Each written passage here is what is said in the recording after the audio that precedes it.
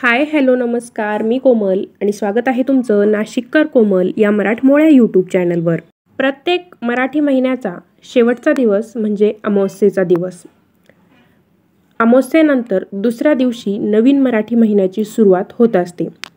सध्या आषाढ महिना सुरू आहे आणि लवकरच आषाढ अमावस्या येत आहे. आषाढ अमावस्येनंतर दुसऱ्या दिवसापासून पवित्र महिना म्हणजे श्रावण महिन्याची सुरुवात होणार आहे. तर या आषाढ अमावस्येलाच आपल्याकडे गटारी अमावस्या, गतहारी अमावस्या किंवा मग दीप अमावस्या असं म्हटलं जातं. या दिवशी आषाढ महिन्याचा शेवटचा दिवस असतो. दुसऱ्या दिवसापासून श्रावण महिन्याची सुरुवात होणार असते. त्यामुळे बरेच लोक आषाढ अमावस्येचा दिवस म्हणजे गटारी अमावस्येचा दिवस हा आनंदात, उत्साहात जे लोक मांसाहार करतात ते अशा प्रकारे मांसाहार करून साजरे करतात किंवा जे लोक शाकाहारी आहेत ते लोक आषाढ तळतात, गोड गुळाच्या पुऱ्या बनवतात, पुरणाचा स्वयंपाक करतात आणि अशा प्रकारे आषाढी अमावस्येचा दिवस अर्थात दीप अमावस्येचा दिवस साजरा केला जातो.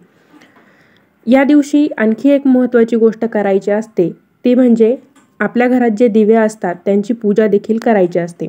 आषाढ अमावस्येच्या दिवशी दीपपूजन केले जाते. तर आजच्या व्हिडिओमध्ये आपण आषाढ अमावस्येच्या दिवशी अर्थात दीप अमावस्येच्या दिवशी दीपपूजन नेमके कसे करायचे, त्याचा विधी काय असतो, कोणता मंत्र म्हणायचा याबद्दलची सविस्तर माहिती बघणार आहोत. त्यासाठी व्हिडिओ संपूर्ण बघा म्हणजे योग्य ती माहिती तुम्हाला मिळेल. चला तर मग आजच्या व्हिडिओला सुरुवात करूया. आपले जे दैनंदिन संस्कार आहेत म्हणजे जसं की आपण दररोज सकाळी लवकर उठतो, त्यानंतर तुळशीची पूजा करतो, देवपूजा करतो, देवांना आंघोळ घालतो. तर असाच एक संस्कार म्हणजे आपण संध्याकाळी देवापुढे दिवा लावतो आणि दिव्या दिव्या दीपत्कार हा श्लोक देखील म्हणतो, दिव्याची प्रार्थना करतो. हा जो संस्कार आहे आजही सर्वच कुटुंबात पाळला जातो. तिन्ही सांजेला संस्कारी घरातून शुभम करोतीचे मंजूळ सूर देखील कानी पडतात. काही ठिकाणी ही प्रार्थना घरातील लहान थोर सर्व मिळून करतात, काही ठिकाणी लहान मुलं करतात, काही ठिकाणी आपल्या घरात जे आजी आजोबा असतात ते ही प्रार्थना करतात. त्यामुळे आपल्या घरात रोजच दीपपूजा होत असते. मात्र बऱ्याच घरांमध्ये असं होत नाही. तर त्यांनी दीप अमावस्येपासून हा संस्कार सुरू करायचा आहे. ज्यांच्याकडे संध्याकाळी देवापुढे दिवा लावला जात नाही, शुभम करोतीची प्रार्थना होत नाही, तर त्यांनी येत्या दीप अमावस्येपासून या संस्काराला सुरुवात करायची आहे. कारण प्रकाशाचे महत्त्व जो व्यक्ती अंधारात राहतो त्यालाच कळते. आपल्याकडे जेव्हा लाईट जाते त्यानंतर एका मेणबत्तीवर प्रकाशाची भिस्त असते किंवा आपण मोबाईलचे टॉर्च लावतो. थोडक्यात काय तर अंधारात आपलं कोणतंही काम होत नाही. कोणतंही काम करण्यासाठी आपल्याला प्रकाशाची गरज असते.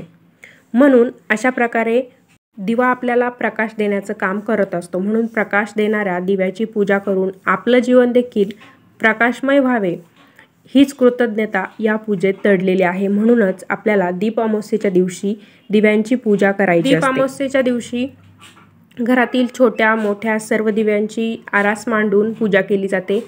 पूर्वी लाईट नव्हती त्यामुळे बरेचसे दिवे घरात असायचे. काचेचे दिवे असायचे, रॉकेल त्यामध्ये भरले जायचे आणि ते दिवे प्रज्वलित करून प्रकाश निर्माण केला जायचा. पण आजकाल वीज असल्यामुळे आपल्या घरामध्ये मोजकेच दिवे असतात. समई, निरांजन, पंती असे मोजके दिवे आपल्याकडे असतात. तर या दिवशी त्यांना स्वच्छ करून किंवा उजळून त्यांच्यावर हळदी कुंकू अक्षता अर्पण करून त्यांची पूजा केली जाते.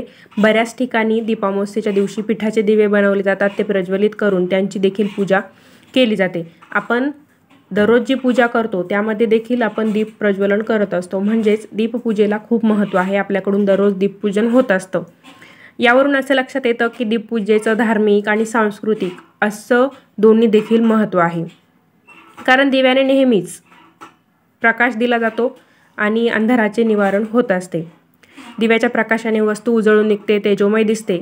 म्हणून दिवा हे मांगल्याचे शुभम कर्तेचे प्रतीक आहे. दीपपूजेने आंतरिक अज्ञान देखील दूर होते, शत्रुबुद्धी नष्ट होते, विकार कुंठित होतात. दिवा हे ज्ञानाचे द्योतक आहे. दीप अमावस्येच्या दिवशी आपल्या घरातील सर्व जे दिवे असतील छोटे मोठे ते स्वच्छ करून घ्यायचे.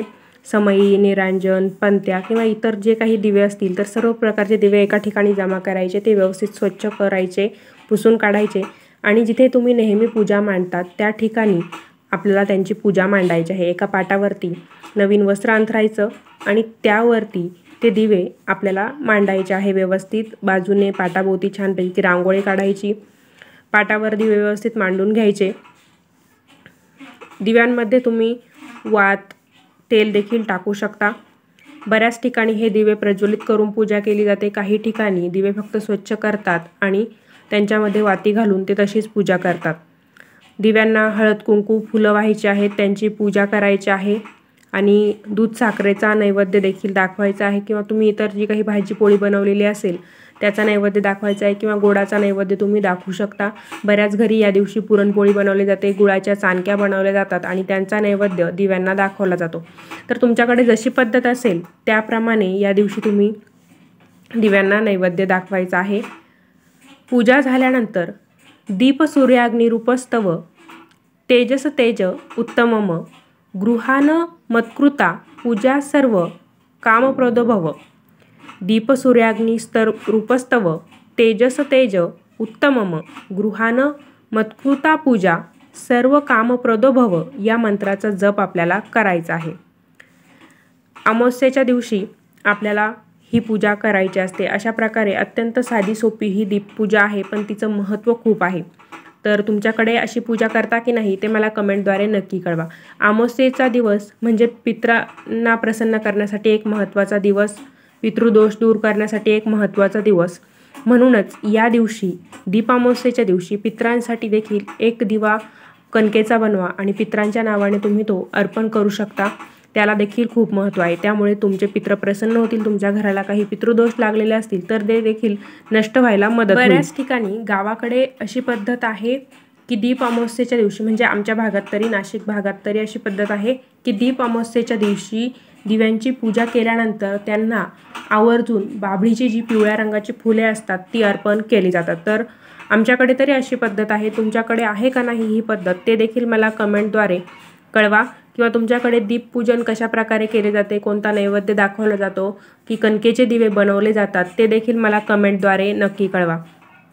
तर अशा प्रकारे आजच्या व्हिडिओमध्ये आपण यावर्षीची दीप अमावस्या केव्हा आहे, तिचं महत्त्व काय आहे, त्याचबरोबर दिव्यांची पूजा का करतात, दिवे पूजा करण्याचं महत्त्व काय आहे, ती पूजा कशी करायची, नैवेद्य काय दाखवायचा, कोणता मंत्र म्हणायचा, याबद्दलची सविस्तर माहिती जाणून घेतलेली आहे। दीप अमावस्येच्या दिवशी आपल्या घरातील सर्व दिव्यांना स्वच्छ करून त्यांची पूजा करणं हे खूप शुभ मानलं जातं।